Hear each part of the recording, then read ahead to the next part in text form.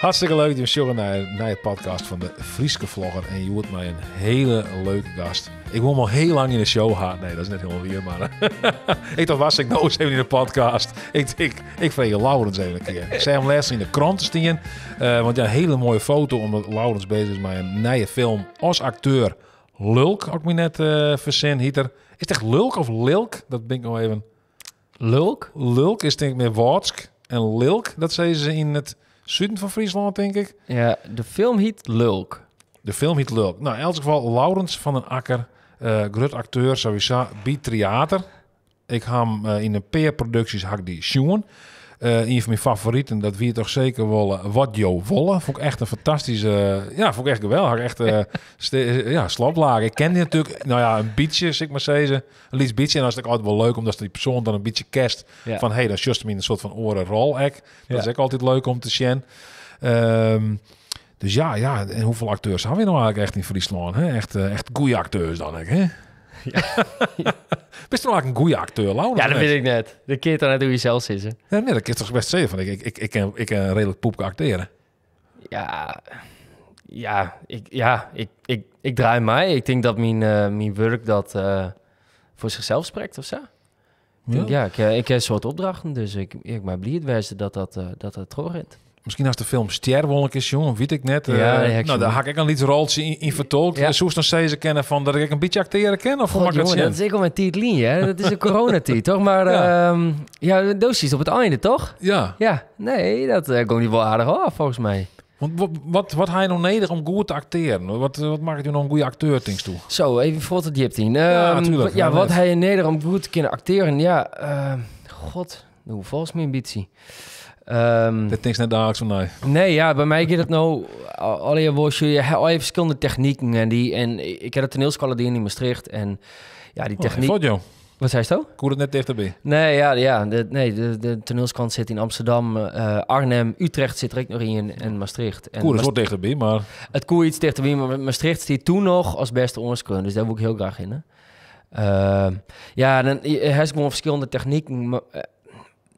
En ja, dat pikst oer wat van mij wist hoor. En dat stopt op die bagagedrager en dan ga je fietsen. En dan zie ik dat voor die zelfs een beetje uit van wat werkt het voor mij, wat net. Ik ben best wel iemand die wat uit zijn eigen privé helpt af en toe, had ik dat nodig heb, is maar. Dus als het iets vervelends mij maken hast of... Dan broeks dat die acteren? Ja, in het begin om te ziekjen van...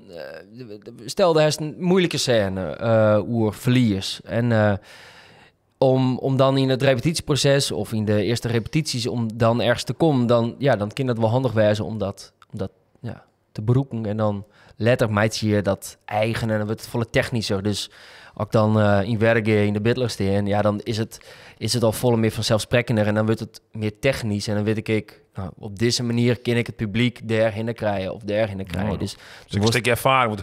Want wel wezen, je speelt ook wel in een film nou, maar ik denk dat het meeste misschien op het podium dorst, maar gelijk publieke bier of net? Ja, ik heb toen ik kleer met de toneelscholen op het toneelscholen heb ik wel een soort film dienen.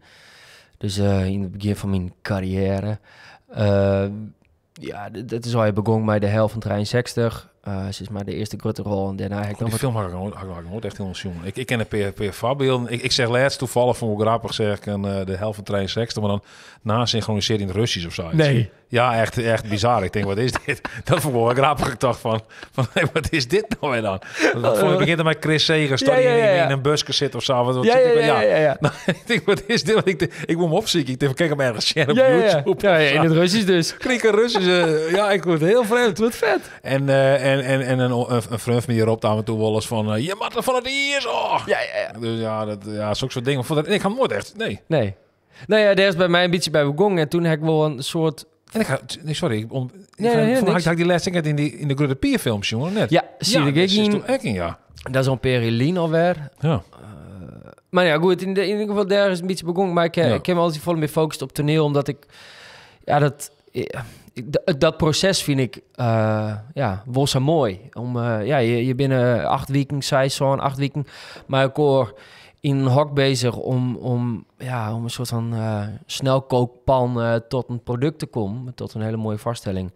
En Ja, dat is toch een heel speciaal proces. Bij film gaat het volle sneller. Vaak zonder, als er wat liedserol is, dan is het zonder repeteren. Komt het op de set en op, fap, maar het dwaan. En is het heel changebaar on de films is maar.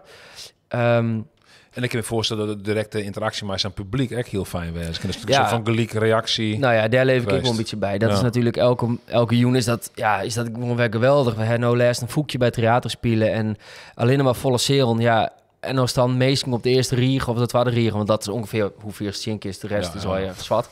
Maar als die echt ontroerd stuurt en dan binnen een peer ik nog gewoon het keihard aan het leidje of aan het goelen, ja, dan dat doe ik voor dadelijk iets mij die als persoon. Want jij bent de meest van Google dan? Of? Ja, de meesten wie een soort rekken, door de voorstelling, ja. Ik kan me helaas net. Ik weet net trouwens welke omstandigheden. Voor mij gewoon, want ik kreeg vaak wel een uitnodiging van theater. Ja. Voor mij we gaan een trailer daarvan maar een commercial-achtige van maken. Een teaser. Dus ik denk ook ergens wel een uitnodiging misschien horen. Maar je ken ik net altijd vanzelfs, maar. Nee, ja, het is een heel indringend verhaal natuurlijk. Hoor. Een topatlete die boeten sloeten we terug met een regeljouwing. En hij pas de erkenning kregen had die ze verzinnen. Dat kruipt meestal wel bij de keel, ja. Dus, ja, snap ik. Nee, dat is wel heel, heel bijzonder. Ik al is net mijn verhaal, maar om dat op een waardevolle manier en een waardige manier deel te zetten.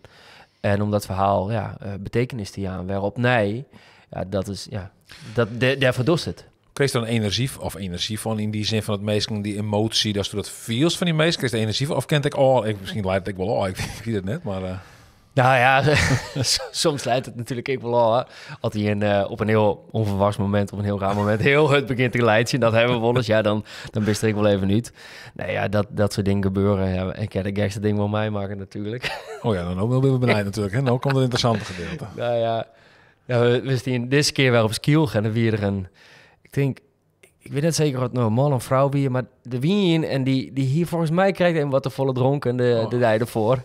En ik net heel botterbest slipt. Dus die stwarm op een gegeven moment de tribune aan. Toen hadden we achter de tribune, waar wij del rennen, want bij Foekje we constant ontdraven.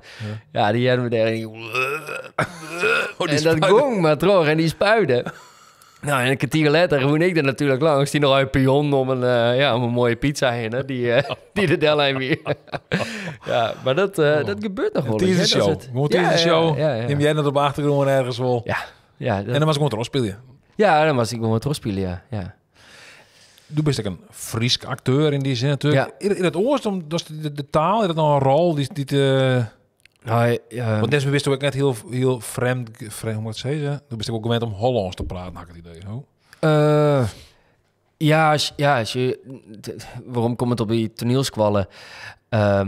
In Maastricht weer waarschijnlijk in Frieske... Nee, en dat wie toen nog... Ik zie het er van 2007 tot 2011. 11, ja. Nou, jou hier. En toen wie het, zeg maar, het dogma... Wie nog... Elke acteur moet zo neutraal mogelijk wezen. Dat is nou helemaal al. Neutraal? Wat neutraal? Ja, dus er was een soort van onbeschreven blad als acteur wezen, dat is alle kanten niet kist. Snap je? Dus er was een soort van een nullijn wezen. Dus dat hele accent, dat moest er al. Dus dat heeft jouw logopedie en gewoon rammen elke morgen een uur lang in een klaslokaal dezelfde fucking monoloog opdreunen. Wat zijn dan dingen die ze al leren moesten? Dan? Wat ben nou typische Frieske ding die het in het Hollands... A's. A? Ja, A. Ja, het is een beetje... de A is oors als A. Ja, ik ken het niet zo heel goed meer, maar het gaat vanzelf. Maar de S'en en de Z'en, de V's en de W's. Wij zien nooit een V. Alles is een F, een V. Ja, de F. Nou ja, dat soort dingen. Lange F, wat is dan? Lange F, kwarte V, denk ik. Ja, zoiets, ja. De alliteraties... nadrukken of de verste nadruk in het zinoplijst. De klemtoon, ja. Dus ik sla die in elkaar. Maar dat slijst net in het Nederlands. Ik sla je in elkaar. Dat zei ik dan. En dan zijn ze, wat zei je nou? Ja, serieus ook. Wat zei je toen nou? Het is om in elkaar slaan. Nee, maar dat... Nou ja, bewijs van spreken, wist je toch? Ja, dat soort dingen, daar ben je dan heel erg mee... Is het dan makkelijker om in het Fries te acteren? Is dat echt in eigen taal? Ik denk ook heel diep naar mezelf weer waarom gaan. En in de spiegelshirт dan is dat denk ik wel een van de redenen dat ik weer... Waarom kwam ben. Omdat ik me gewoon heel erg thuis viel in de taal. En ik in Friesland. En ik hield ik wel een beetje aan mij... op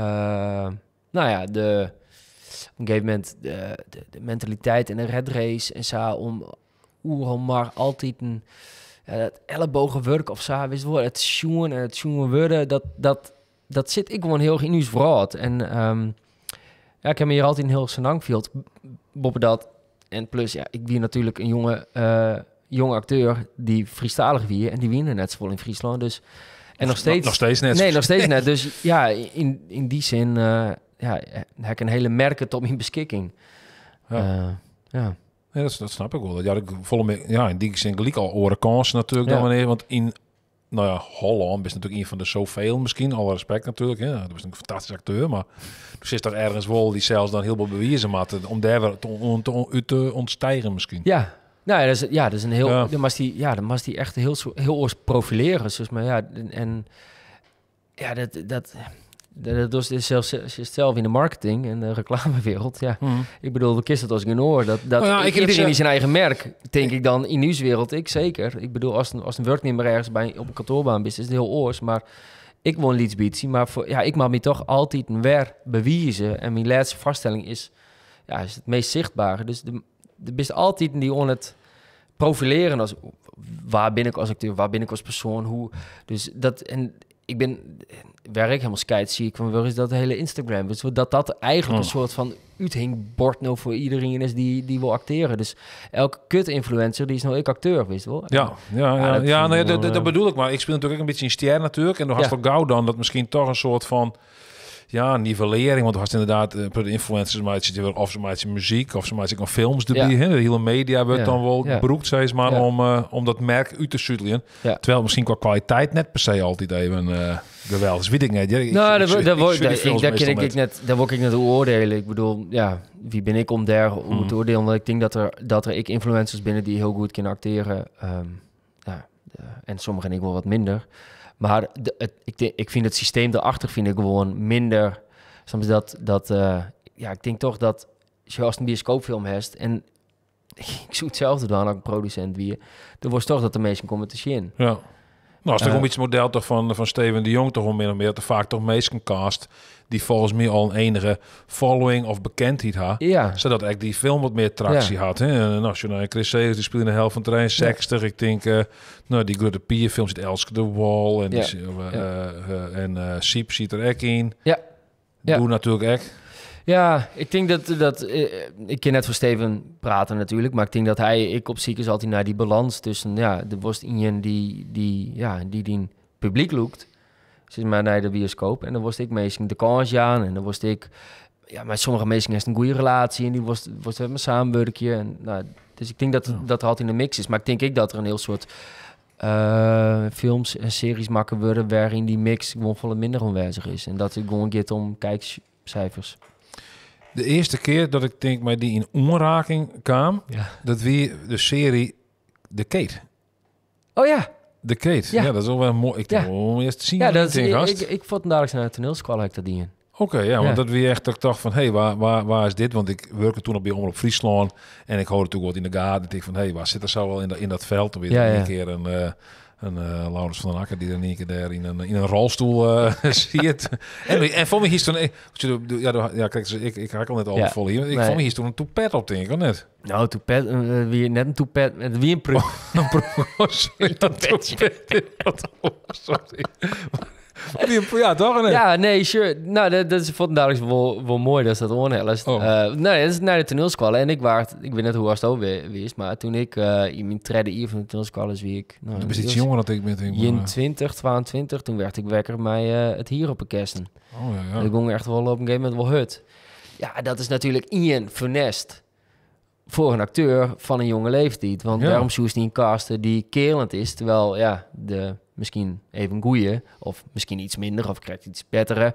Ja, die wil hier, die hoeft geen prik op te zetten. Maar dat weer een van de enige Friestalige acteurs uit Friesland, die in toneelscholen die hier, die de Friese taal goed machtig is. Ja.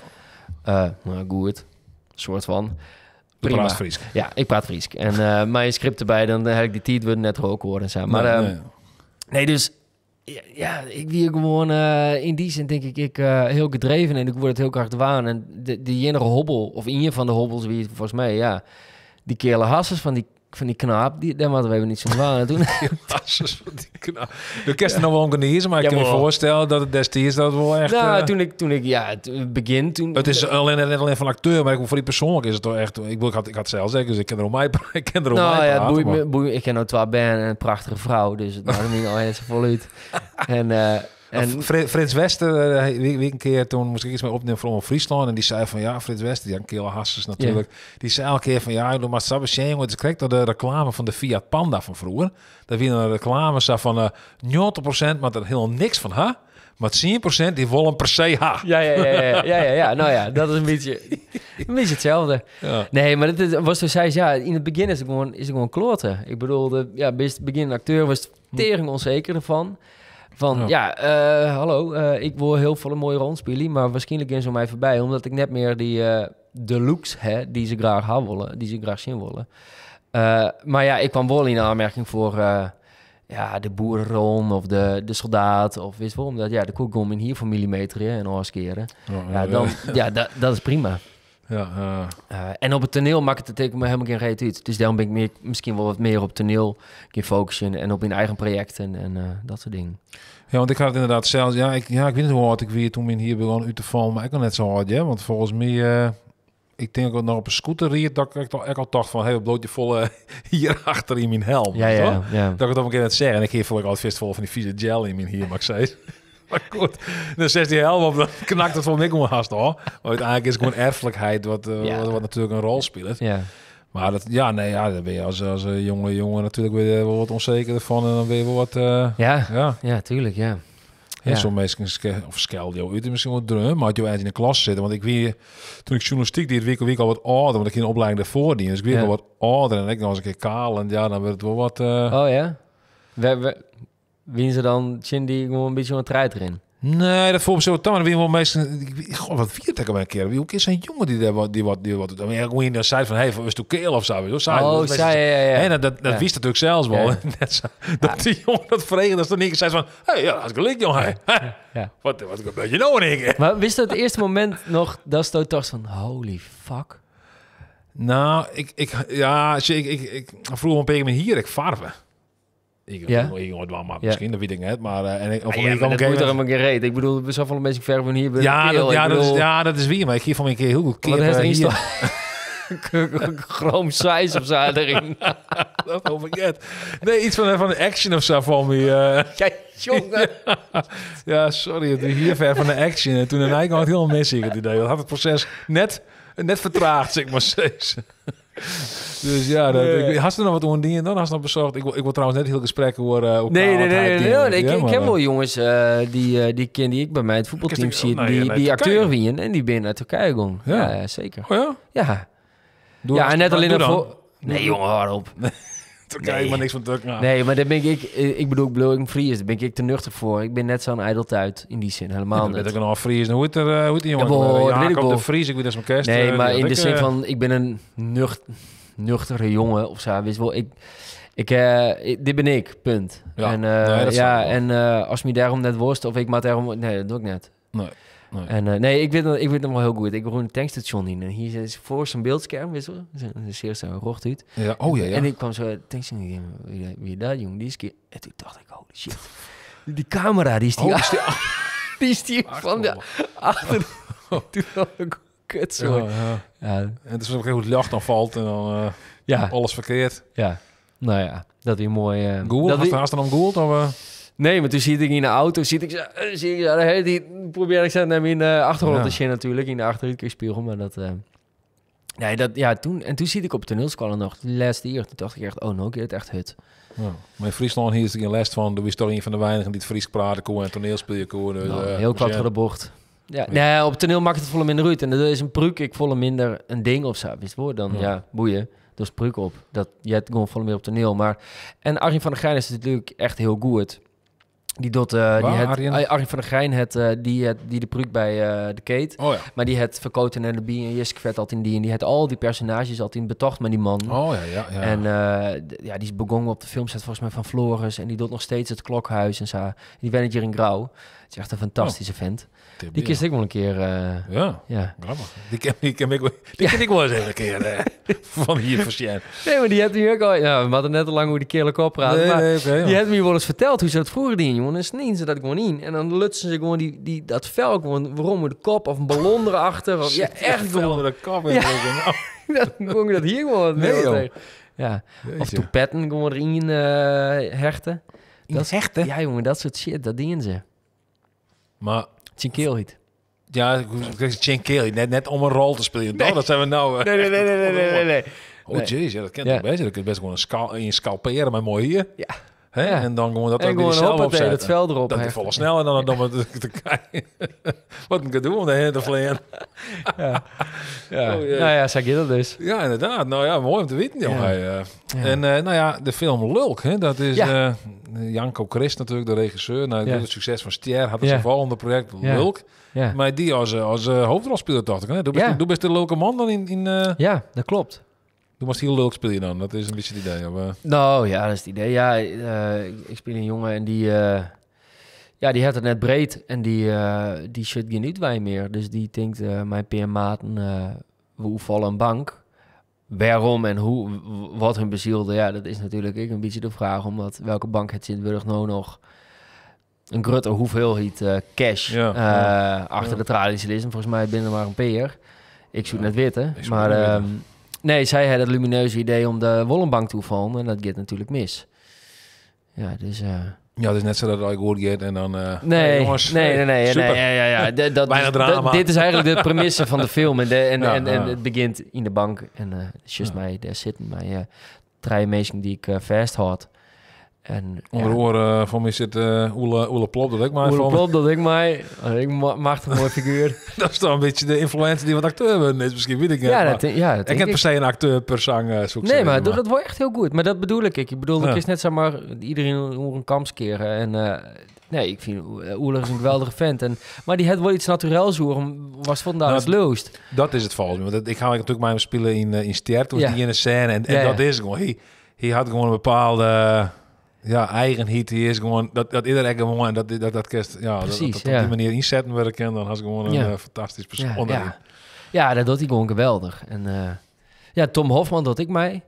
Dus dat is de grote Nederlandse acteur die een enorme staat van dienst, is maar het in Nederland. Dus dat is dat weer een hele ervaring om dat ik naast die man mocht staan.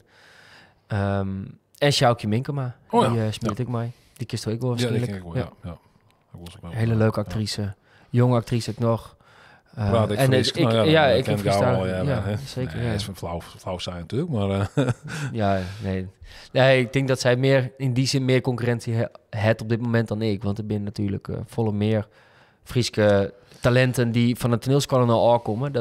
En vrouw binnen dan? Of bedoel je dat net? Nou ja, ik vrouw binnen. Zoals ze van misschien dat er iets meer vrouwen geneigd ben om te acteren? Ik weet eigenlijk niet, is dat zo? Ja, ik denk dat...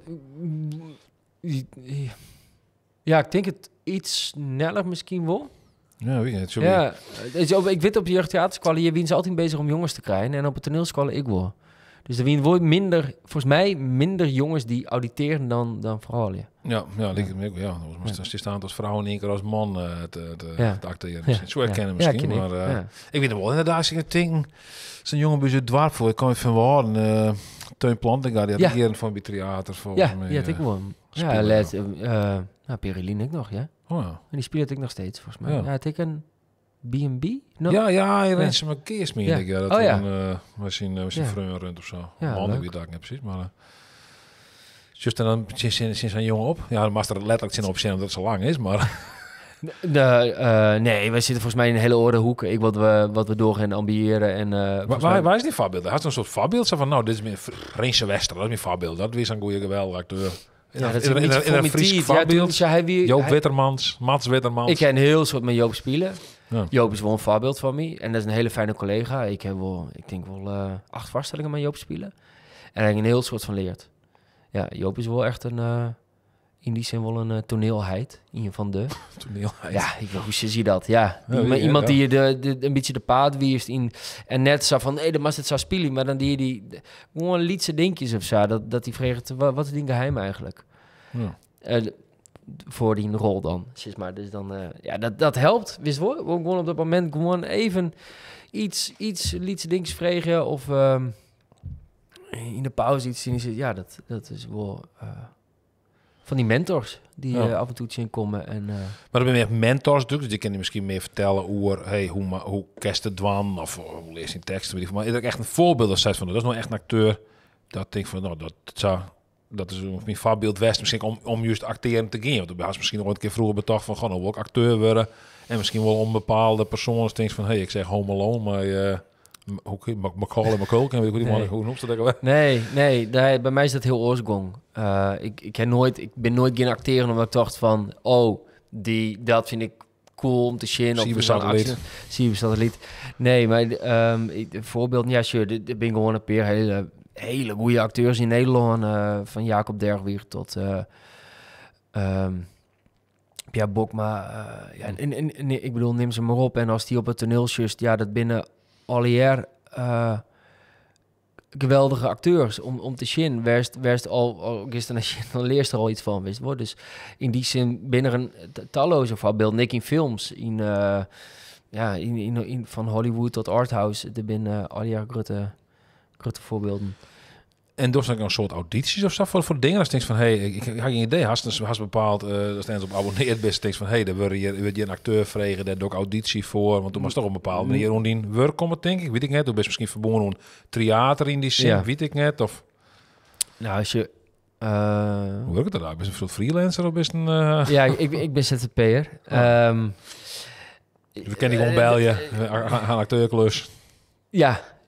Nou ja, hij is me ook voor een klus vregen. Ja. Dat is weer een keer gewoon een raas van dat is een volle klussen, jongen. Inderdaad, dat is dokter van me. Ja, klopt, ja. Dat is trouwens fantastisch. Maar die hoor je, jongen, hoe heet dat ook alweer? Wie weet het ook alweer? Wie dat ook alweer? Die moest toen een soort van bouwvakker spelen die de volle lawaai maken. Dat is wel grappig op zich, maar goed. Dat weet ik niet. Wie weet het ook alweer? Nou ja, er is natuurlijk verschillende werelden in het acteren, en zeg maar de landelijke film- en seriewereld, die werken wat oors dan hier in Friesland of de theaterwereld. Dus in Friesland wil ik gewoon vregen. En eigenlijk, nooit meer. Moet zelf net op de... Nee, en mensen kinderen... Was de helft van de seks? Dan had daar heb ik gewoon een soort van auditie voor die. Hier is dan trokker in van, er is een rol voor... nee, Steven Bellamy gewoon, want die kom je nog van Dank en Danker. Dat hiekelt die. En hij hiemiet volgens mij toen al in een holle. En dat wilde ik gewoon graag... Mijn shin. En toen, volgens mij, wie ik toen met Tim Douwsma en ik gong het een beetje tussen nu. Weet ik net zeker, ja. Maar, en die heb ik helemaal net zo'n tiens de audities of zo. Ik moest gewoon een scène bij Omroep Friesland spelen. En toen kreeg ik die rol. Maar ik weer 18 jontje, dus toen wist ik nog net hoe dat werken. Nee, in Friesland wil ik gewoon vregen. En omdat meestal mij vaak... Ja, de wereld is hier zo iets. De toneel- en filmwereld. Dus ja... En ik speel je elke keer gewoon in een voorstelling hier. Dus als me was je spelen, dan kies ik gewoon een voorstelling zien. Ja. En er is ook wel castingbureaus en daar is het inschreun. Maar de best, Als je een gemillimeterde soldaat hebben, dan bij je. Nou, het werkt. Ik weet net precies hoe het werkt, want ik werk je er net. Maar volgens mij werkt het echt met stapeltjes. En wat ik waardeer tot een periline is ik gewoon mailtjes sturen, bellen van ik ben er, dan ben ik vrij. Ik kom naar première sta. En ik wist gewoon ook een première kwam wie dan de man is of die zit erop waar ik bellen. En dan, dan weet ik gewoon, omdat ik gewoon weg. Oh ja, dat is hij. Oh, die kan ik wel even vregen. Zo werkt dat.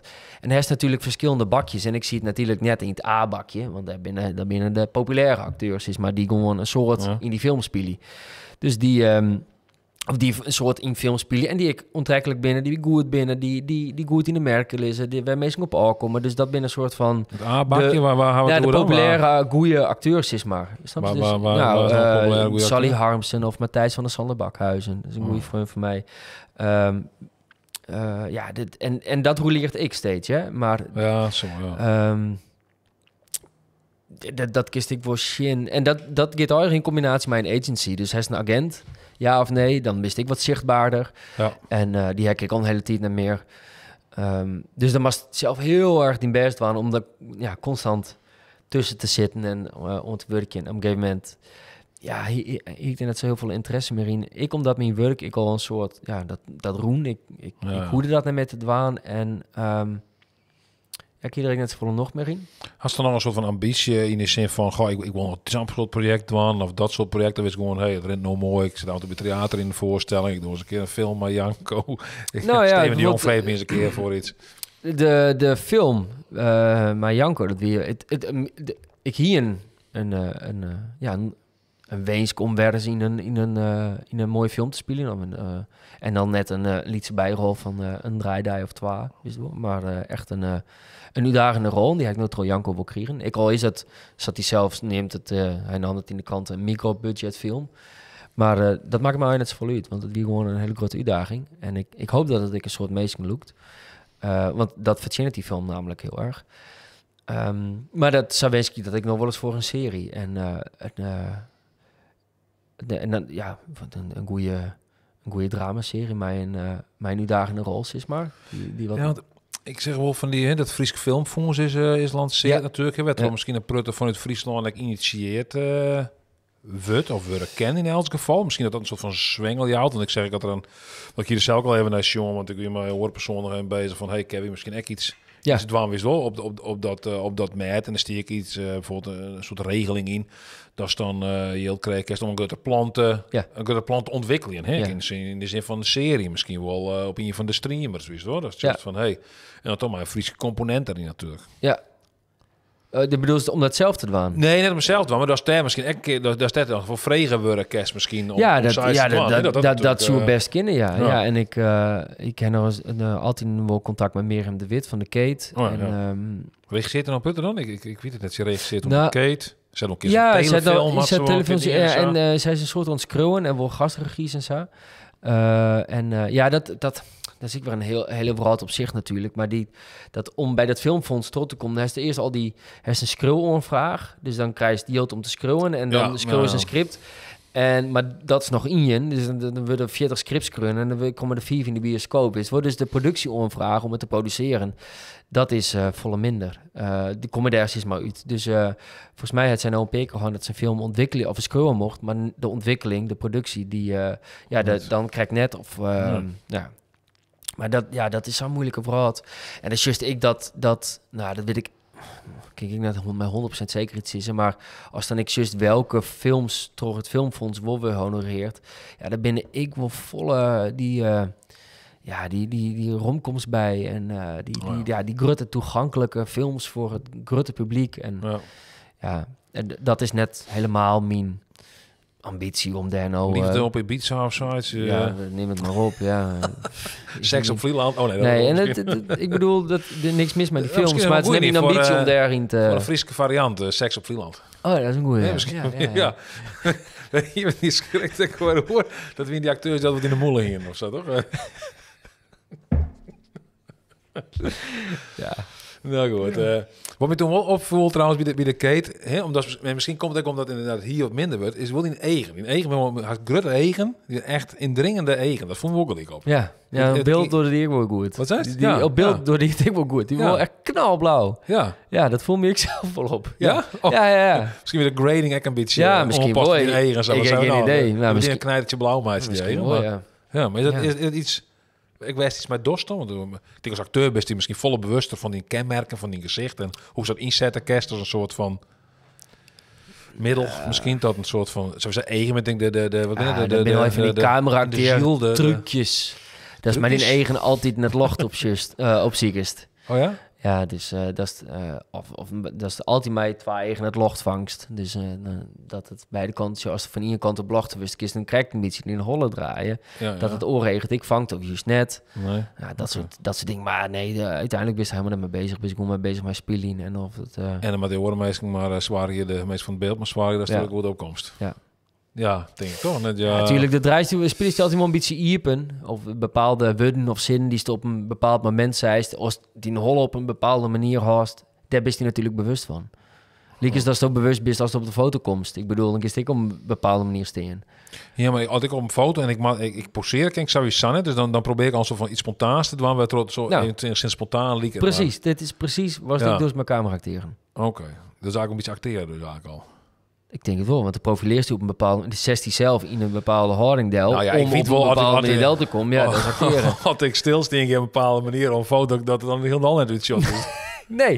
Nee, dus dat alleen het bewustwezen is al natuurlijk acteren. Het is spiegel mij de werkelijkheid. Dus je bent al bezig om die eigen werkelijkheid te creëren in dat moment. Ja, soort van. Ja, probeer ik denk in mijn geval is het om zo van juist meer authentiek iets oer te brengen dan dat het een soort van gemaakt is omdat ik een soort van pose. Ja, maar dat is al niet meer authentiek. Dat is dus de grap. Ja. Omdat je al bezig bent, mij authentiek wezen, is het niet meer authentiek. Want als het authentiek is, dan is dat... Wat is er nog voor zeebel niet tot de preken, joh? Ophouden. Je hebt vakantie. Ja, dat zei ja, toch? Ja, weet ik niet. Nou ja, op het moment dat je die bewust bent van hoe sto oerkomst, dan dorst al op een bepaalde manier. Ik bedoel, als er nou hier hoe stritten voorbij rinst en ik maak je een foto van die zonder dat je dat wist, dat is authentiek. Dat is authentiek. Eigenlijk was gewoon echt gewoon... Een van de eerste opdrachten die we op het toneelschool doen moesten, rennen diagonaal oer het lokaal, door het lokaal, gewoon een diagonaal, zonder iets te dwaan. Nou, het lukt net niet. Zonder iets te dwaan? Ja, gewoon rennen. Maar dan ben je ontrennen, dat is toch wel iets, toch? Maar zonder te... bewust, de best fotnelijks, dus als in je zijt door dit, op dit moment, en de shirt 20 meestal nee, bist hij volledig bewust van jezelf, hoe is die gedraagt. Dus rinst al oors, dan is er ooit dwaas hoe is het als er niemand naar die shirt. Sorry, ik het heel inhoudelijk op. Nee, nou dat weet ik niet, want dit rekkert ik gewoon iets. Ik weet namelijk, maar dit ren ik een beetje vooruit op wat ik nog meidjes zil, dus misschien in die zin. Nou ja, hoeveel meestal shirt, hoeveel lang ben je bezig nou? Oh, dat is het einde van de podcast. Dus iedereen al hacken. Dus wat we nou al eens zeggen, dat jij dan net meer in. Dus nee, ik weet iets. Ik ging een film maken over op ziek naar Boer Frans. Ja. Deel 1 ik maken en ik weer nog steeds naar op ziek. En toen kwam ik wat zien en had ik mijn praat en zonder de camera, want er weer net van gediend. Want ik hier de vorige keer, ik al een beetje hier wat filmen en een beetje vriendin of zo in de buurt wie er net zo van gecharmeerd west. Maar hij zei ja, jongen, je zei ik net samen je wat in één keer spontaan voor de camera, maar ja, ik ben een acteur. Nou, ik zei acteur, ik zei Boer Frans acteur. Ik zei hindert niks. Wat hij natuurlijk wie man bij het hond natuurlijk een soort van kijk, uit het leven gegrepen een beetje daar. Hè? Nee, zei nee, ik kreeg een script en dat leesde ik trouw en dan want die had ik voor mij Steven de Jong had natuurlijk. Ik wil werk natuurlijk. Ja. Die man is gewoon en dan weer echt, want ik hield mij Bram, die doet je nou de productie. Nou, iemand direct zo, en hij zei van ik zei dat vroeger ik altijd naar je familie wie dat een soort van werkelijkheid. En toen ik het maar Emiel hoorde, hij zei het is net een acteur in de zin van hier gaat van weet je waarom de blitz had een hoes en alleen dan hij dikt misschien zijn eigen werkelijkheid heel mooi doen. Ja, zeker. Ja, dat is wel in al die reality natuurlijk. Ja, dat is scripted reality. Ik bedoel, dat binnen we net verslijn. Maar de situaties wel. Maar hoe is het dan? Want van Puttenmeester zult toch wijzen van die denken, want ik heb ook mijn oren niet in hoor. Die zei bijvoorbeeld van de Boer Frans, ik zo'n film kan ik te stemmen, maar dan verschot er zijn stembiljet.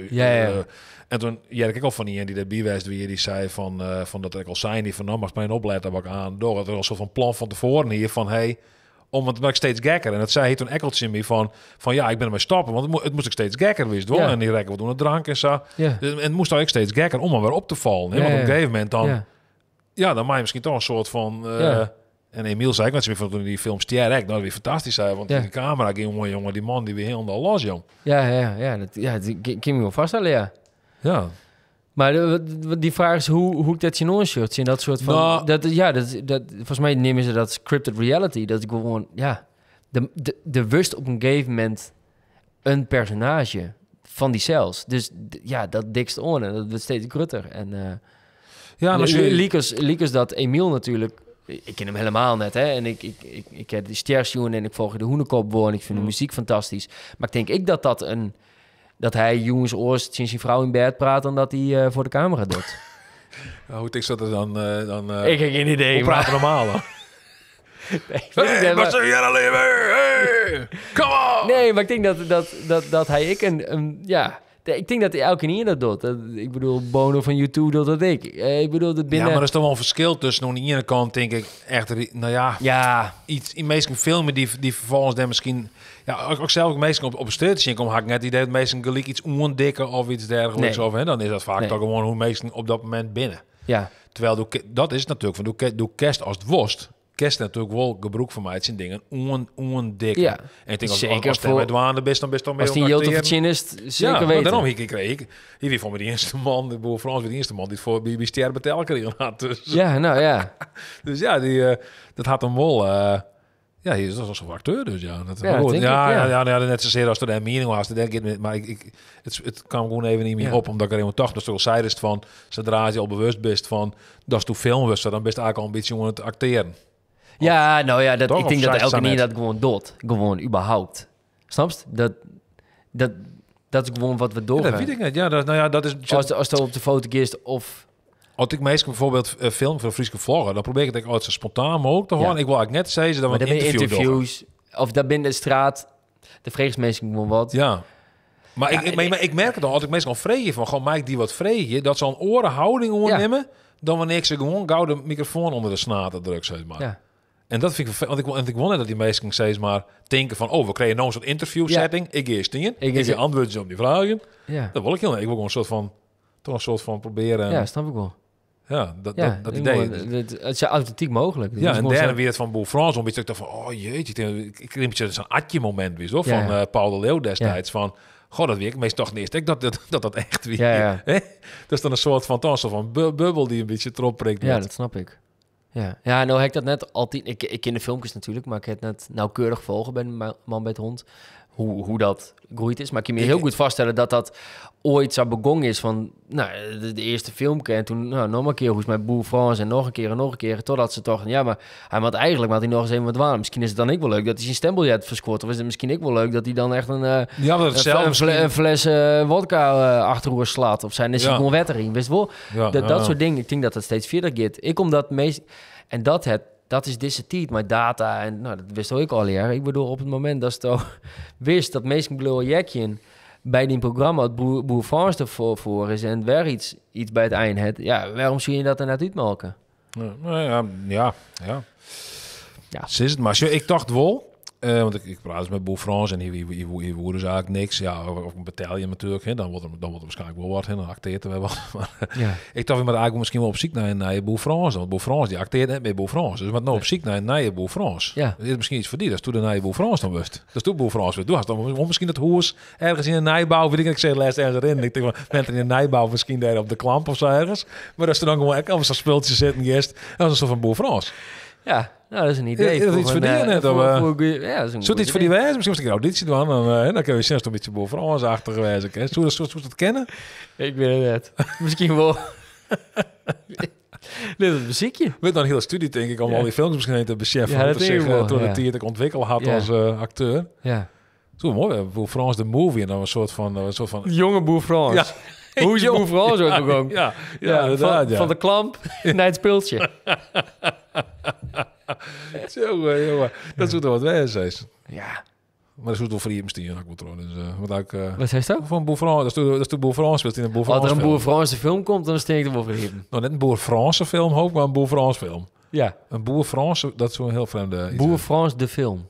Ja, net. Boer Frans de film. Ja, net een Boer Franse film. Nee. Nou, ken ik wel. Een film op Franse boeren.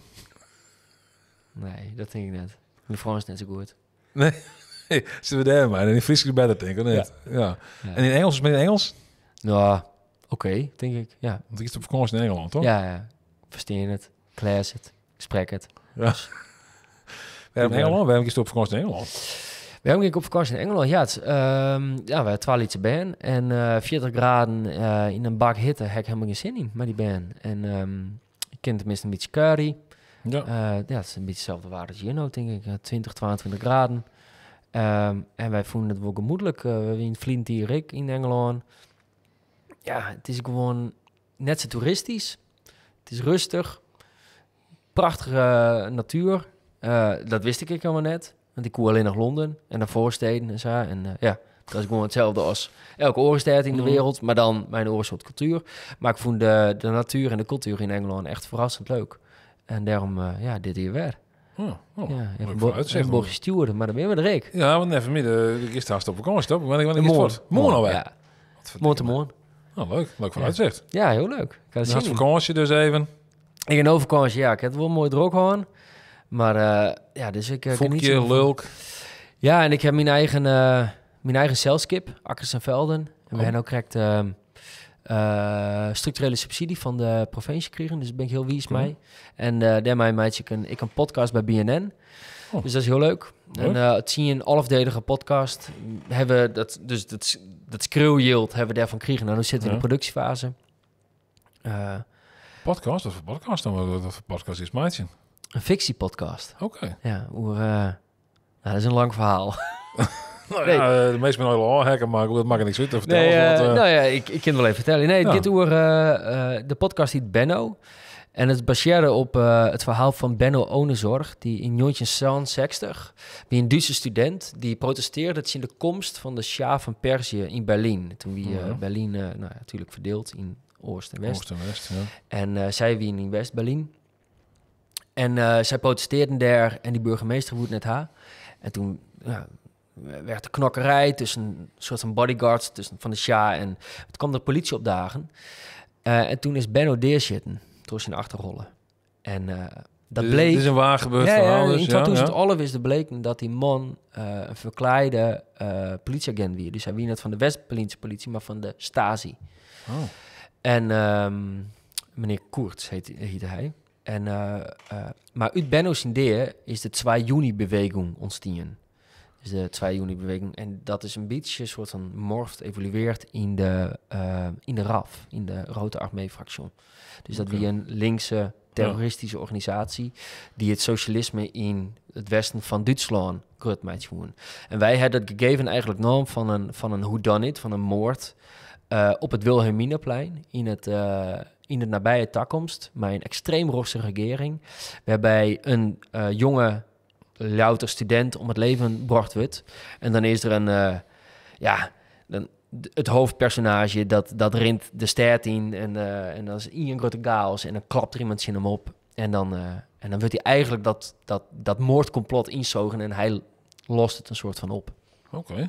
Oh. Ja, het is fictie, maar het is een soort van true crime. Whodunit. Maar wordt gebaseerd op een waar gebeurde... gebaseerd op waar gebeurt, maar gewoon een hele eigen draai eronder. Ja, precies. Dus we hebben een soort elementen broekt uit het verliezen. En dat werkt het heel goed. En wanneer moet dat dan uitkomen? Of wanneer volgend jaar ben we ermee dwanen dat we dat... maar ja, dat is een grote productie natuurlijk. Dus het zijn alle afleveringen en wel 40 acteurs en 12 hoofdrollen.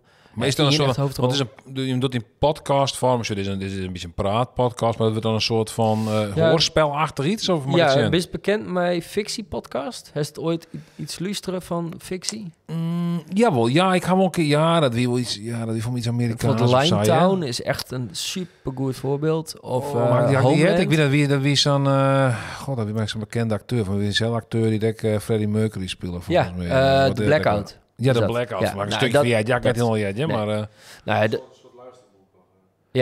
maar het is... net een luisterboek. Het is een serie zonder beeld. Dus Max gewoon een televisieserie of een film zonder beeld.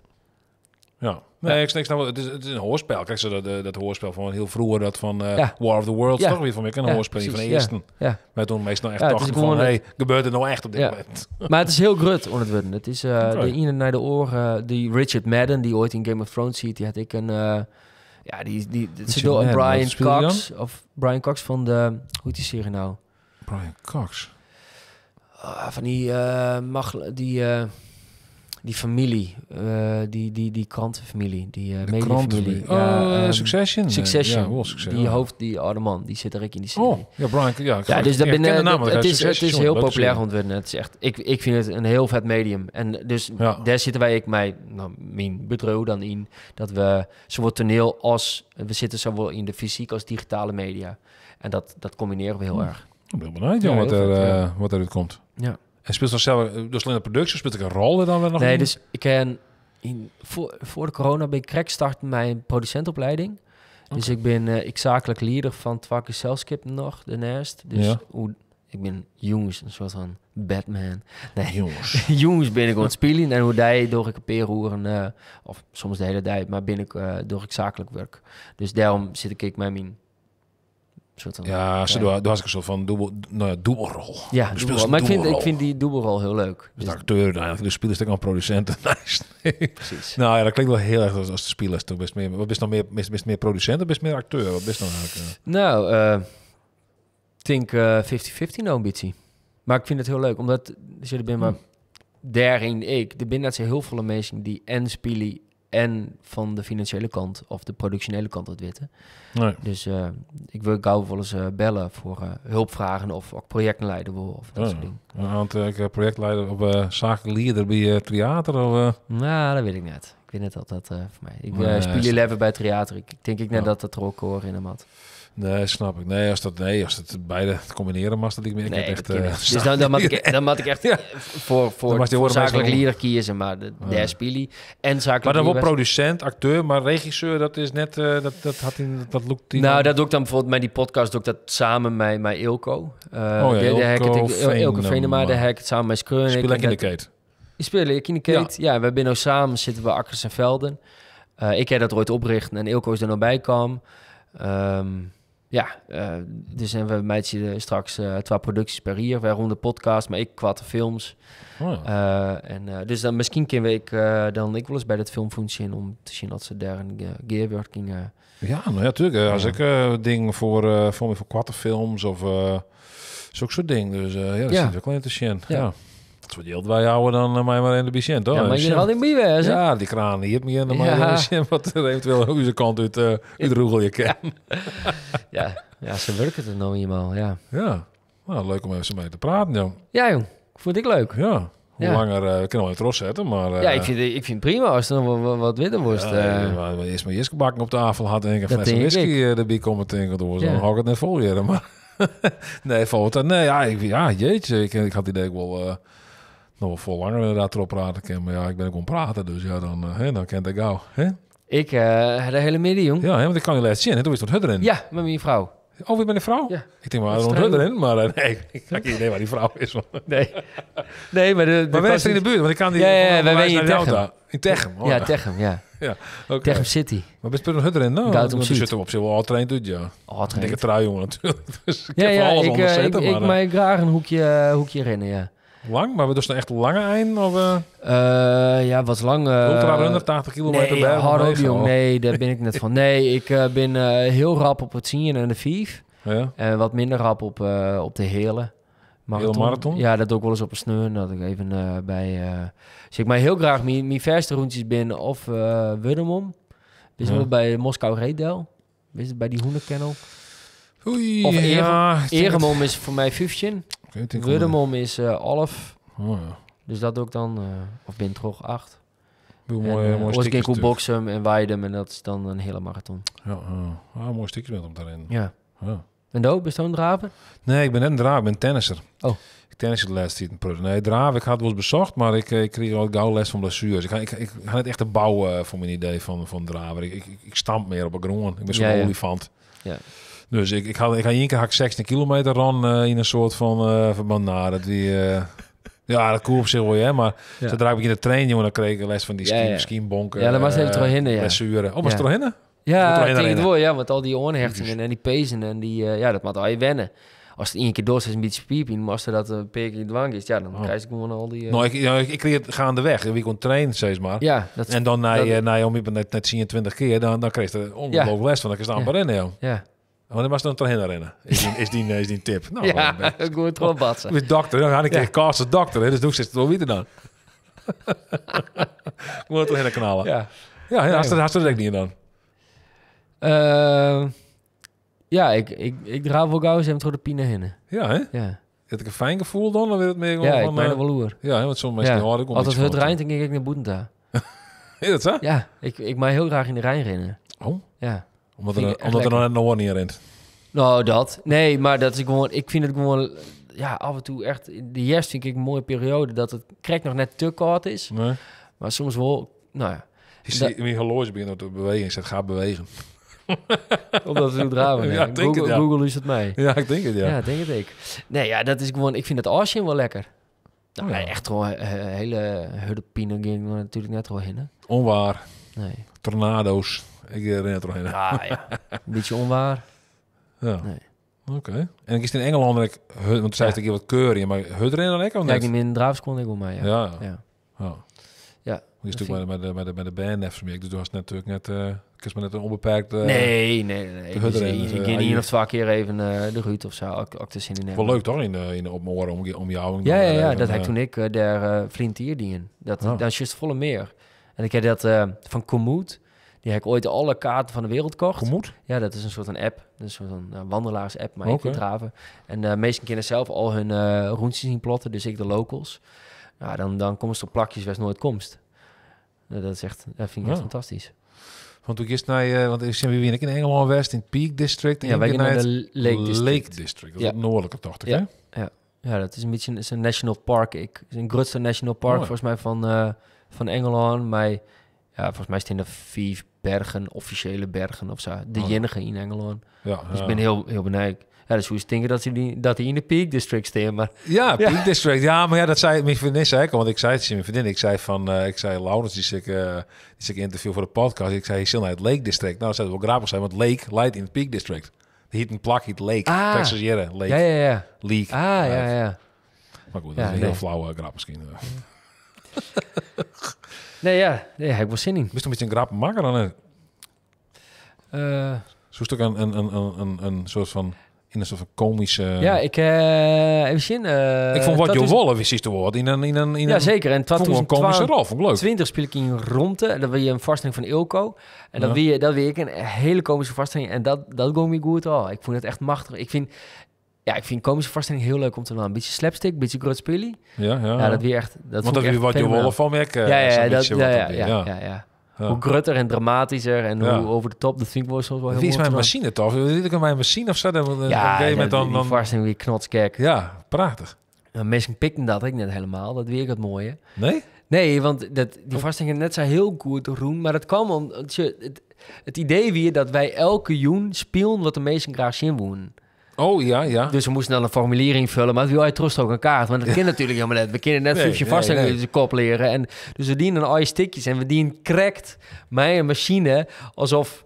Nou, dit het percentage. Maar op een gegeven moment hier we af en toe... Ja, die hier 30 meesken in de sale. Maar dan stier je dan 83,5% van de meesken. Ja, dat kind dat bij 30 meesken natuurlijk. Dat is toch echt helemaal nergens op. Dat was schande dan. Ze is super specifiek op 83,7% van de meesten voelen dit. En dus daar spelen we dit dan. Ja. Nee, dus... ik denk dat een van de domme... Maar het weer wel echt heel leuk om te doen. Want het ging natuurlijk helemaal nergens over. En dan had je dan een rol. En het was steeds ding... Zo'n vaststelling dan ook gelijk waar Hielendal in ieder geval die holle nijspelen. Zit in die holle ding dan net. Ja? Nou, in je monoloog, die heb ik nog wel eens wat dienen. Dat ging over waarom ik Friesland geweldig vond. Oh. En waarom ik van Friesland hard. Ja, dat weer echt een fantastische monoloog. En die komt er wel eens over om. Maar dat ik... de aquaducten en Nienke van Hicht en mijn Siep van de ploeg en het gong maar terug en gong maar terug. Ja, dan raar is op een gegeven moment heel trots. Ja. Ik ben dik en precies. Ik vond ik draafde er helemaal terug. Ja, dan draaf ze omdat het idee wie dat het me show weer, dat ik dit heel graag dwaan voor Friesland, dat ik weer helemaal gek van Friesland en verliefd op Friesland, dus die lange monoloog werd een lange opsomming wat ik dan al je mooi vond, de Frico Cheese fabriek in Warkum en dat gong maar terug en grong maar terug, totdat ik eindigde in een soort van een soort van Fries volkslied waar ik net uitkwam. En iedereen wie die vaststellingen aan het saboteren, het is me om je heen. Want ze willen heel kleermuis. En het einde dan weer helemaal, dat ik helemaal uit mijn pan flipte. En iedereen in de sale. Dus denk ik dat mensen dat net helemaal leuk vonden. Maar ik vond het wel heel leuk om te doen. Nou, dat hij... Ja... Weet ik eigenlijk niet. Ik had wel een keer zo'n voorstelling, had ik film van theater, dat was een heel lange naam. Minneheiten, Liegers. Ja. Dat ik maar Joop Wittemans en hoe heet die? Tamara Skoppert. Ja, inderdaad. En Anna Raadsveld speelde erin. Ja, Anna Raadsveld. Ja, zo had ik opname en ik weet nog wel, er weer een groep mensen uit het dwarwerk naar wij komen, uit Watten. En later is Prutske, maar die meesten, ja, ik hoek natuurlijk wel. Nou, ik weet never know, jongen, wat dit is. Dan denk ik soms wel eens van, goh, het publiek in Friesland is misschien net per se alles wend, misschien altijd, of misschien een bepaald iets wend, wat misschien wel deel zetten wat meestal wel deel zetten willen vanuit het theater om in Padovans uit een oorgezelschap van er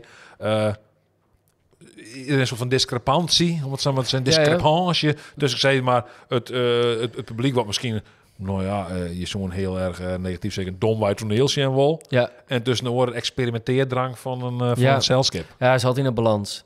Nou, het is geen drang van het celskip. Het is een opdracht van Utertriek. Dus onze subsidies zitten opdrachten vast. Vaak. Of plan. Maar Friesland en theater krijgt natuurlijk subsidie van Utertriek. Zit in de basisinfrastructuur. De nieuwe grote celskippen. En zij maakt Friestalig toneel. Maar het is net hun opdracht om zo toegankelijk mogelijk toneel te maken. Dus dan krijg je die dwarpstoneelvoorstellingen, is maar even oneerbiedig zijn. Die ben ik altijd wel. Maar dan krijg je, dan was ik net altijd een simpele verhaal of zo vertellen. De rest en wat trot aan. Dan was ik net de meest simpele verhaal altijd vertellen, in de zin van dat het voor iedereen te begrijpen en toegankelijk is. Dan was ik wat experimenteler of wat uitdagender meidje. En soms slaat de plankenfinaal mis en soms ik net. Soms vinden mensen dat prachtig. En ik is nooit elke niet een Dus op het moment dat je hier de partij in rinst en dus hij is heel Friesland, maar nog net deze film. Ja, de held vindt het helemaal kut natuurlijk en de oorheld vindt het fantastisch. Ja, ik bedoel, dat is linksom bij toneel. En dat is dus altijd een balans. Voor wie makkest wat en waarom. En er is een hele, volgens mij een hele grote groep mensen die juist naar theater gaat, omdat het soms wat experimenteler is. En een hele grote groep mensen die vindt het maar niks. En die gaat leven naar de. Dus volgens mij zie ik het theater ik altijd naar een balans van dit hier doen we wat tagonkelijker en dat hier wat experimenteler. En dat krijg ik wel vaak bij waarom van dezelfde meester natuurlijk. Hè, die dan zeggen, dat hoeft maar helemaal niks. En dat verdient die weer mooi.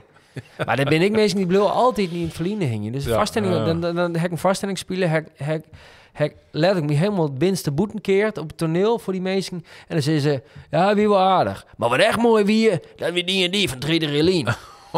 Jezus, jongens, kom op, sis. Hey. Ja, maar die vaststellingen groeien dan zou je in een holle dat helemaal fantastisch is. Triederelien. Nou, dat is vaak worst natuurlijk. Hè. Dat ding van vroeger, denk dan ben je milder roer misschien. Of misschien ben je een positieve roer. Ja, en het is ik wel. Nou, mijn vriendin is dan psycholoog, net als het hier heel vaak hoe het. Maar ik word dat het ding binnen die stoot just. Als tussen die 20, 30 een beetje naar die puberteit, die ben heel vormend voor die. Dus voor de meesten die de popmuziek bij meesten nodig van houden die 60 binnen, is meestal die muziek uit hun jeugd of kijk de nij, wist wel. En ik luister ik nog steeds naar Blink-182 en zo. Ja, precies. In de Westen luister ik de jeugd, maar. Ik zei iets. Ja, dat luister ik nog wel eens. Ja. Of de Offspring, dat zet ik nog wel graag op. Dat ben toch. De genres uit een jeugd. Ik denk dat het bij toneel misschien wel zou werken. Van gasten net per se bij toneel, maar gewoon woorden dingen die je zoen hebt, die op een bepaalde moment in je ontwikkeling, dat die bleven hingen, als er een vaststelling van Triederelien hebt, ik kan me wel vaststellen dat die vaststelling op dat moment iets voor die budgetten heeft, maar het is dat toen de meest fantastische voorstelling ooit die. Nee, misschien als hij in Holland toch een soort van beeld ervan creëert van dat weer de perfecte voorstelling. Ja, en alles werd daar om een koppelen. Zo van, hoe verhoudt het zich tot die geweldige voorstelling die toen destijds misschien zien had. Ja, ik denk het. Ja, dat zit misschien wel goed in. Ik had het zelfs misschien wel een beetje met concert naar het vaak wel. Ik vond in mijn leven niet echt een geweldig concertje. En daarna ik weer alles wat een slaap aftreksel van dat. Ik vond. Ik hou een keer een hele mooie voorstelling aan die cabaretshow van Micha Wertheim. Ja. En dat wie volgens mij, ik weet nog, ik probeer het ook weer die voorstelling te zien. En ik weet niet meer hoe het er hiet, maar ik wat eerlijk zei, ik hiet dan echt wat bloot volgens mij. Ja. En dan herhaalt het zichzelf hier al. Want hij zei van in die voorstelling dat idee van, doe kerst nooit weer iets voor de eerste keer mij meidje, wist je? Dan had hij iets voor de eerste keer mij maken, wat dan ik maar natuurlijk. Ja. Hè? Maar het is nooit voor de eerste keer. Dus wat hij doet dan in die voorstelling is, hij speelt hetzelfde, speelt er nog een keer. Ja. Op precies dezelfde manier. Hij stond Wat eerst in het begin liep dat er per ongeluk een glas water om stond. Dan stond er dan, dan wist hij dat wie doelbewust is. Ja. En het was echt zo'n mindfuck. En vooral omdat mensen, ik zeg, wat vet. iets wat te blowen. Ja. En ik denk, what the fuck, is het echt? What the fuck gebeurt hier? Ja. Nou was ik alweer al vrij tegen wie toen wel echt eigenlijk. Maar goed, vond ik het wel echt. Maar jeetje, ik denk, what the fuck. Wat is dat goed? Wat is dat geweldig om dat is echt psychologisch inderdaad. Echt van god, voor de eerste keer. Want dat is natuurlijk echt een ding. Natuurlijk iets wat voor de eerste keer misschien mij maakt en dan een geweldige indruk. Ja, dan zult er misschien ook wel net meer zo. Ja, dat is heel goed kennen. Ja, maar ik denk dus dat de vaststelling die ik de oren het zien hier bij theaterspelen, hè, die voor, op dat moment voor iemand bijvoorbeeld heel mooi wie, dat die letters is. Ja, die vaststelling die echt geweldig. Terwijl misschien is dat ik gewoon alleen maar zo groeit in de holle dan, weet je wel? Ja, want ik zie just terug in het wc. En toen dacht ik zie just op de wc? Ja, ik zie ik zie wat mij tegen. Van, goh, misschien ga ik eigenlijk alles in mijn leven over zo'n beetje mij maken eigenlijk. Hè? Ik ben en het meeste is zo'n beetje Nobel West. Ik ga eigenlijk alles al mij maken eigenlijk. Het is eigenlijk wel een beetje clear misschien. Dat is wel een hele nihilistische gedachte volgens mij. Nee, per se nihilistisch, maar het is zo van, ik denk van, dan gaan we wat uit, jongens, een beetje. Ja, wat kan er nou nog nice? Wat mag nog ik denk dat er nog heel volle fases komen, toch? Ja, denkst? Ja. Misschien was het nog wel Paken. Maar misschien kregen we hier. Ja. Nou, dat denk ik net. Maar Paken. Ja, is dat dan het volgende week nog op Bartje? Ja, dat de kippers nog een keer een vakantiehoes. Omdat is dat nog leuk dan? Ja, geen idee. Voor sommige mensen is dat een droom natuurlijk. Hè? Wat komt er nou nog, Laurens? Ja, weet ik niet, maar dat is vast nog wel een droom, of net? Hè? Daar is toch nog wel een droom? Ja, maar wat wil je toch nog ooit spelen? Maar wat was toch nog ooit spelen? Ja, maar dan ben ik gewoon iets dromen in die zin van, goh, ik ben bij projecten bezig. Denk van, die wil ook wel iets moois van mij. Zo'n soort ding wel. Maar echt de epische dingen, hè? De eerste keer dat met meisje, de eerste keer dat. Dat is al een beetje. Wat kerst nou nog voor de eerste keer mijn meisje? Poeh, geen idee. Ik denk dat er een heel wat dingen natuurlijk, maar goed, dan was het wel heel creatief denken, maar ja. Eerst keer bungee jump, maar goed, daar heb ik nog geen zin in. Nou ja, dat kan. Ja, dat kies ik gek net betingen. Ik bedoel, kies je ook een stapje en dan kies naar leven ergens zo bouwen. Ik bedoel, dat kent ook. Dat ga ik nooit niet in. Ik ga één keer dit leven opbouwen. Ik kan ook voor de tweede keer een leven kies opbouwen. Kies ik gewoon helemaal opnieuw. Maar dat is de tweede keer alweer dan, hè? Ik ga dit leven nog opbouwen, dan wil ik voor de tweede keer weer een leven opbouwen. Ja, maar dat is toch iets nice? Ja, maar ik had nog niet in. Toch? Ja, oké, maar dan is het wel in dit leven nog een keer al die dingen totaal iets oors. Totaal mijn oren niet. Oren ben. Dit mag net om een vrouw dit dan. Zo'n idee weet ik niet. Dit vind ik wel iets spannend, Laurens. Nou, sorry. Dit is dan werkelijk te spannend misschien, hè? Een heel gewoon vluchtje, gewoon naar ergens in Argentinië of zo. Ik noem ook maar iets. Of, Afrika misschien. Duitsland ken ik al, ja? Heel in boende. Kijk door de geest. Badskip, lekker goed keer. Lekker goed keer broken. Beurt als keren. Toepetje nemen. Ja, inaaien, maar wat zei ze? Ik weet hoe dienst dat ik weg. Gewoon even vis erin. Ja, precies zo meteen. Je is zo Gunther dat door het leven hè. Gunther, de ridder. Ja. Dat is wel wat wezen. Ja, Noordoost-Friesland ging een beetje Fries praten, bleef misschien, hè? Want dat maakt natuurlijk, als je helemaal mee beginnen wil, je in Italië. Naar Italië, dan maak je eerst wel 2 jaar onder doek om die taal helemaal zat te leren. Dat denk ik wel, ja. Of net onder doek, net per se, maar dan maak ik wel die taal natuurlijk. Ja. Ik vertrek weer dan een beetje. Soort van. Ik vertrek. Gewoon een leuk programma. Ja, ik zeg, ik moet helemaal nee. Ik zie hoe heet het op een nee? Jij juster of zo? Welkom bij Op een nee. De Friese vlog, alles op nee beginnen, heel op nee. Nou, ik ga les, hoe leuke series prutsen. Wat hier les was, jongen. God, hoe heet het programma? Nog kan ik natuurlijk net opkomen natuurlijk. Op HBO is dat. Ja. Ik les een ding op HBO en toen zijn ze van het weer een fantastisch programma. God, hoe heet dat programma nog alweer? Weet je het nog laatste programma? Weet je het nog laatste het programma? Is het programma? Nou, dat is een man, een acteur eigenlijk, maar hij wil eigenlijk hij wil een soort van awkward social situations, om maar in het mooi Fries te zeggen. Die wilde dan proberen te beheersen, door het uit te repeteren. Hij denkt net de rehearsal van de rehearsal. Oh ja? Ja, de rehearsal. Hij gaat alles. Het begint te gaggen. Dan komt er weer een man binnen. Ja. En dan kijk ik weer voor de eerste keer. Zei, leuke boeken gaat hier. Maar hij zei, wat die man net weet, is dat ik 2 weken van tevoren al krijg die in haar als wie een stroomstoring. Met al mijn meisjes, mijn crew is je binnen, dat hele hoeze fotografeert. Had ze nijmaak in Lords. En ik ga deze meeting hak al 50 keer oefenen.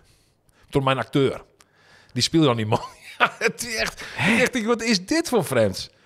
En dat is ook een seizoen 2 nou. Dat gaat helemaal... Dat valt helemaal nergens op een gegeven moment. Hij wil in de maar wat is het doel van die hele serie dan? Nou ja, die man dat er is... Die had een soort van... Die had iets dien. Ja. En er is een vrouw... Dat denkt ervan, als dat zei wat de dien had... Dat wordt die vrouw lulk. Maar dan zei die man, we gaan heel veel oefenen. Hoe ze het vertellen mag om die vrouw. Ja. Zodat het te beheersen is wat haar reactie wijzen kan. Zodat ze het in de hand houden kan. Dat een beetje, dat het zo spannend is. Dat ze eigenlijk al wist wat er gebeurt. Nou is het seizoen 2, dat is echt heel nieuwsgierig. Want dan kroept er eigenlijk in de hoed van een piloot. Oh ja, die heb ik Ja, en dan verklaart het zich als baby. Zo van, ik wil weten hoe die man zich als baby viel. Dat is echt een soort van hergeboorte. Ja. Dan gaat er in een soort van leidt er gewoon barst of zo. Het is echt fucking weird, joh. Het is echt een rare serie. Maar je is dus acteur van... Hij speelt ook wel in series van maar Nathan, nou wat hij ja. Echt bizar. Ja. Inderdaad. Ja, ik weet niet hoe ik nog eens opkwam, maar iets met hergeboorte. Nou ja, daar zei dus, ik ga alles wel een keer mij maken. Ja, ik denk ik nog net, maar ik hoop het nog net. Nee. Wat zou er aan mij maatje worden? Ja, een mooie ronde. Ik vind het dus heel leuk, ik ben dat nog een beetje ontdekken. Maar die podcast, de eerste keer is maar zo'n grote... landelijke podcast. Ik zou daar wel wat stappen in die meidje willen. Ja, dat is dan misschien net een grote ding. En op carrièregebied, maar... Oh ja, dat is dan no grut in elk geval. Ja. Nou, en nog eens een mooie reismeidje naar Canada of zo, met mijn familie. Ja. En het succes daarvan zal misschien wel bepalen wat er weer op die paard komt. Misschien van die... misschien mooi, ja. Nou ja. En wat ik al zei, er ben nog genoeg mooie rollen en films te betinken. Zou dan wel een keer een filmmeidje willen. Dat is me echt gek liedje. Leuk, dat is toch mooi vooruitzicht naast. Ja, daarom zei ik, want dit is best een existentiële... Nee, maar ik zie dus wel, ik denk, night thing. Ja. Ik ben wel iemand die vol in een holle zit. Dus ik denk van alles en dan ga ik weer naar ideeën. En soms dan denk ik en soms denk ik weer sa. Dus het is al je wat, het gaat soms wat op. Ja, nee, maar ik snap je. Ik word er binnen een paar grutte levensverhorende momenten die ben krijgen, dat is net mals. Ik bedoel, nee, zeker net. Die hele leven verhoren gewoon.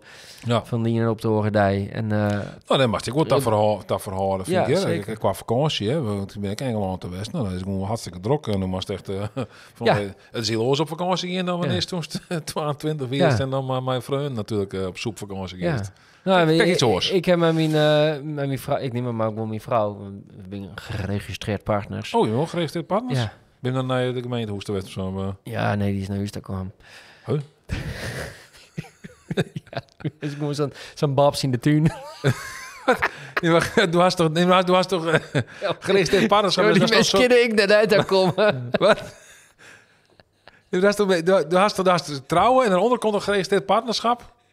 Ja. Dus, praktisch hetzelfde. Ja. Dan kist ik gewoon met diezelfde in de tuin van liggen. En dan mag je wel een afspraak. En dan komen ze bij die thuis. Nee, dat was toch net de gemeente was de dag? Nee? Ja, de eerste keer om de afspraak te meiden. Voor die afspraak. En dan komen ze gewoon bij de Delta's. Ja, ik moest zeggen, kom maar bij u zitten. Wat? En dan, wat dan tekens een papier. Wat is dit? Wat een service? Ik wist net dat het zat hier. Ja, maar ik wil wel zo betalen. Oh, ja. We komen wat delen. Ja, 160 euro of zo. Ah, 160 euro, kom bij mijn del, ja. Kom bij die tuin del. Ja, beetje de... Contant betalen je net. Sum Links de afvalbak weer worden. Ja. Een gemeenteservice. Jeetje mina, ja, dan komt er, dan rieten de gemeenteambtenaar de stritten heen. Maar dat ik niet getrouwd worden, ja. 160 euro. Manje van 140. Dan kist ik gratis aan op een gemeentehuis, maar... Wat is het voor Kees?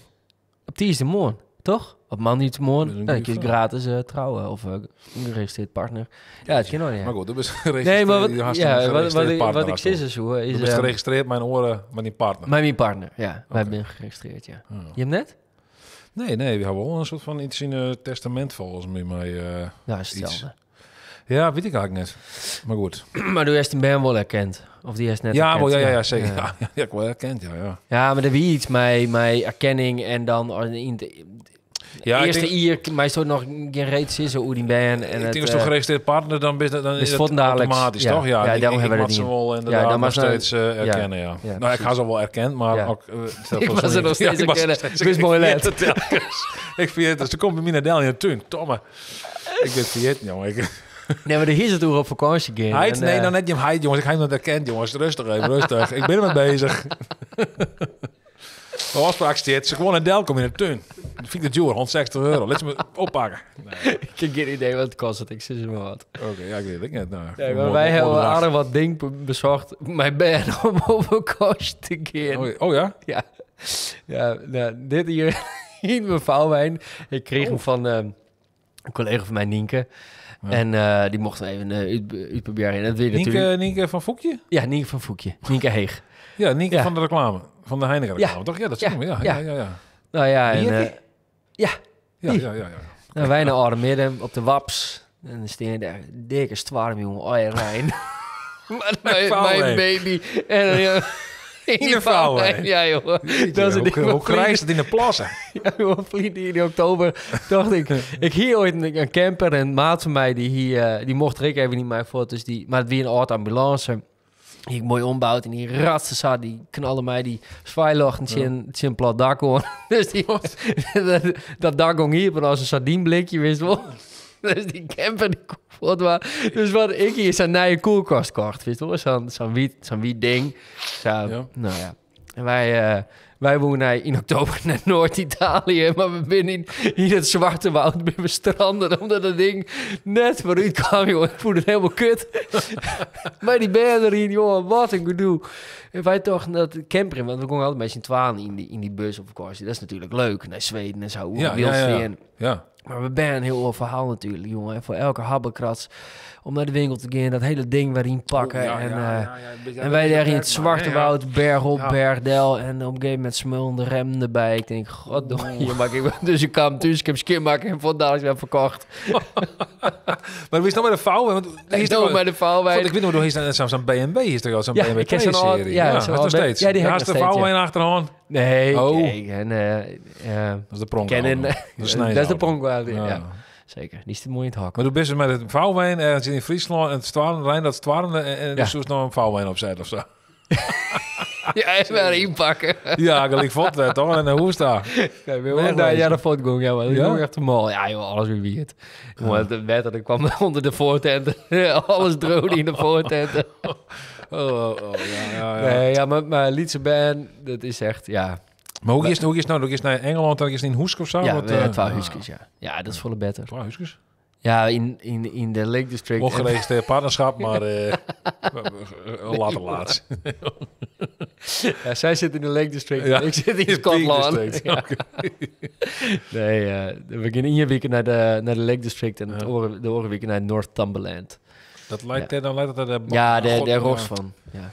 Het is een beetje met de Amerikaanse staten, jongen. Mensen kunnen zeggen ze weten welke staat het is, maar ik zoek net wie Californië wie ik moeten wezen, denk ik, en New Jersey ergens, maar dan had ik wel op, denk ik. Ja. Maar goed, Northumberland lijkt dan weer sinds Scotland, zo? Ja, maar dat is links is Lake District, rechts is Northumberland. Oh, zo auto. Ja, het lijkt net koor. Ja, nee, maar dus ik weet helemaal wat zij is door Lietse Bern en op vakantie. Het is echt een. Ik vond het wel intensief, hè? Als het, nou ja, ik ze thuis is, dan denk ik van, ik zit helemaal lekker op een bank. Ja. Maar daarom doen wij Huskes en Engeland vanwege het waar. Dan ben ik Trailien weer in Normandië. Toen we het 44 graden omgeven, we zijn hittegolf daar. Zien we op zijn Utopia in zijn safari tent. En we kwamen er rond en het weer al stonk in de heating system. En zien die vrouw, ja, wij hebben een baby. Kunnen we alsjeblieft in die tent die leeg zit onder de BM? Nee, dat koer dan net. Ik dacht, ja, jongens, even normaal, hé. Dus we hebben de hele vakantie hebben we daar in Honfleur in de ene naar de Oormusea heb ik zoen met tweede rangs Franse kunst. Ik elke airco in Normandië gewoon. Ik denk dat ik een van de eerste vakantie inderdaad bij toen u ze oudste toen nog jong weer inderdaad. Ik zag barsten ze hit weer in zijn hoesjes zien en het weer ongelooflijk. Maar aan de andere kant. U de eerste die koord heel goed sliepen. Dat wil fijn. Dat is veel probleem. Maar. Mooi, maar dat waren net. Die wie is meer ondacht neidig. Maar dat ging wel goed. Maar in het begin weer het inderdaad wel. Dat was naast wel beneden staan dat mijn draagzakje mee jongen dat zo in sliep voelde. Precies. Dan wel 5 voet lezen kon, maar ja. Maar goed. Het is bij elkaar niet hetzelfde, denk ik. Er zal iemand op bijna net sliepen wel. Ik zeg geen idee, ja. Ik weet het niet. Ja.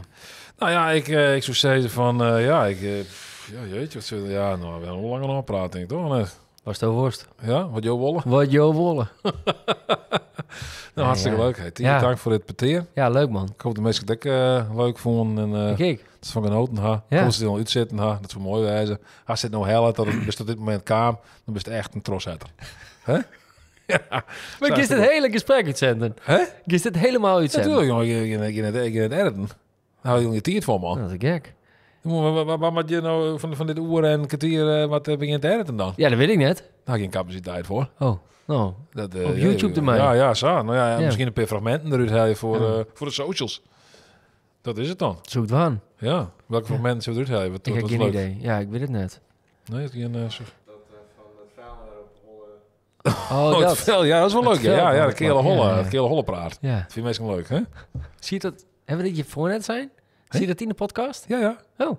Ja, toch? Dat vertel Ja. Ja, want ik wist zo vervelend om... Maar er een plaatje bij de waan. De thumbnail. We weer nou zeggen, we praten ook gelijk. We praten de podcast die we nou opnamen. Die we praten ook gelijk weer. Dus een soort van, is dat een beetje met die reality show. Zeker, we praten met B&B voor liefde. Dan praten ze gelijk over het moment dat ze er voor mij maken. Ja. Dus we praten dat doen wij nou. Ja, dat doen we nou. Ja, zoals een Inception is dit. Ja, inderdaad. We gaan een laag jipper. We gaan over praten. Daarna gaan we praten wat we daarover praten hebben. Ja. Dus we praten nou even. Dat is toen inderdaad zei dat we hier natuurlijk hoe die kele hol. Ja. En dat vond ik wel flauw voor mezelf. Dat ik gelijk begon over... Nou, ik zei de Kate en dat gelijk begonnen worden. Hoe meer hollen? Ja, hoe het hier. Minutelijk. Ja, dat vond ik het is net helemaal 2024. Eigenlijk nou, dat vond ik heel inclusief. Dat denk ik van een heel goede serie. En dan beperkingen wiezen. Wat vind je er zelf van dat in die CESA van, nou, dat denk ik daar dan ook. Kun je niet reet schelen? Nee? Nee. Echt niet. Oké. Nee, dat is goed. Het is gewoon zo, toch? Ja, nee, maar ik vond het wel een beetje flauw. Dat is een hele serie. Hij is waarschijnlijk prettier in stutsen. Oh, zo. Dat staat goed helft. Godverdikker, om in om in het hier wat ik net haal, wat doen we wel op mijn holle zie, maar dat dan net echt. Ja, maar dat oordeel let ik mooi bij de mensen die dit shirt of luisteren. Nee, sorry, nee, dat is ik flauw precies, maar nee, dat me echt, het maakt me niks uit, nee. Het is net van, je had net jongen dat toen in die ene scène.